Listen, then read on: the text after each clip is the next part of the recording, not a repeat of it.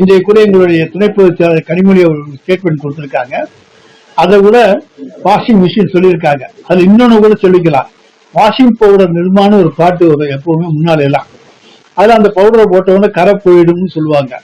அது ஒரு கரைக்கு பொருந்தும். அது போல ஒரு கரை உள்ளவங்களுக்கு எல்லாம் வாஷிங் பவுடர் விஜய்.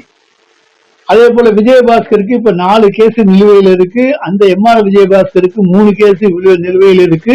வேலுமணி போன்றவர்கள் அவங்க மேலேயும் கேஸ் நிலுவையில் இருக்கு. அதையெல்லாம் பவுடர் போட்டு இது பண்ண முடியாது, துவைக்க முடியாதுனால மிஷின்ல போட்டு தான் துவைக்கணும். அந்த மிஷினுக்கு பேரு விஜய்னு தான் வச்சிருக்காங்க, வாஷிங் மிஷின் விஜய்.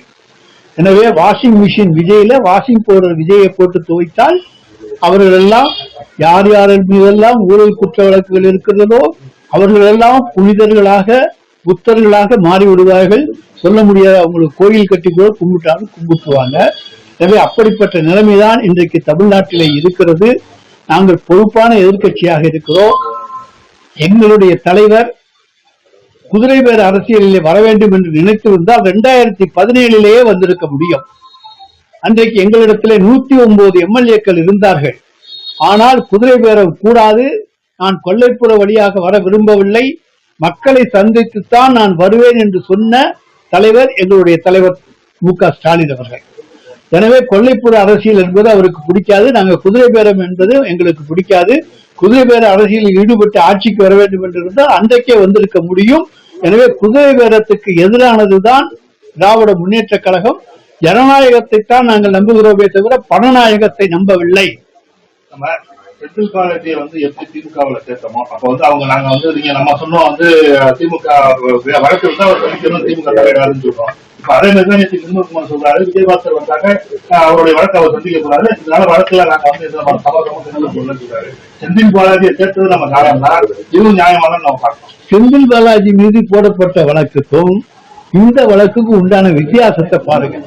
யாரோ போனாங்களாம், கண்டக்டருக்கு வேலைக்காக வேண்டி பணம் யாருக்கிட்டயோ கொடுத்தாங்களாம், அவங்களுக்கு வேலை கிடைக்கலையா, அதனால இவங்க மோசடி பண்ணிட்டாங்களா. எல்லாமே சந்தேகத்தின் அடிப்படையிலே இருக்கக்கூடிய வழக்கு செந்தில் பாலாஜி மீது இருக்கக்கூடிய வழக்கு. ஆனால் இத்தனை கோடி ரூபாய் சொத்து சேர்த்ததாக வருஞ்ச ஒழிப்புத்துறையினாலே விஜயபாஸ்கர் மீது வழக்கு போடப்பட்டிருக்கிறது, குட்கா வழக்கு போடப்பட்டிருக்கிறது, அதே போல மற்ற வருமான வரித்துறையினுடைய வழக்கு இருக்கிறது. இப்படி பல்வேறு வழக்குகள் இருக்கின்றன. இவையெல்லாம் ஆதாரத்தினுடைய அடிப்படையிலே போடப்பட்டிருக்கிறது. அது எந்த ஆதாரமும் செந்தில் பாலாஜி வழக்கிலே கிடையாது.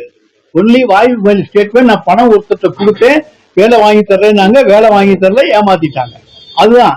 அது யாரையோ சுத்தி சுத்தி வருது. கடைசி அது கோர்ட்ல என்ன ஆகும்னு எல்லாருக்கும் உங்களுக்கு தெரியும். சர்க்கம்ஸ்டான்சியல் எவிடன்ஸ் தான் அங்க இருக்கு. ஆனால் இங்க இருப்பது டைரக்ட் எவிடன்ஸ். இன்னும் சொல்ல போனா தான் வீட்டுல ரயில் நடக்கிற பொழுது ரெக்கார்டுகள் எல்லாம் வெளியே தூக்கி எறிஞ்சார். அந்த டிஸ்க தூக்கி வெளியே எறிஞ்சார். அது கூட இன்னும் நடவடிக்கை எடுக்கல. ஏன்னா அவங்க ஆட்சி அன்னைக்கு நடந்துச்சு.